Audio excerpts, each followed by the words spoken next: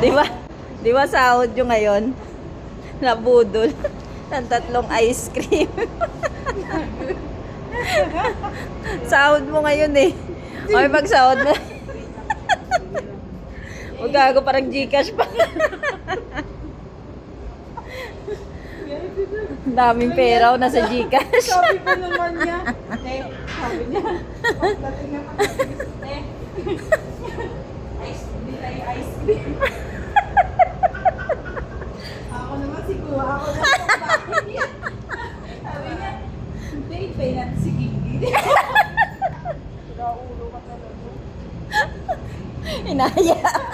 Inaya yung wala siya magbabayad.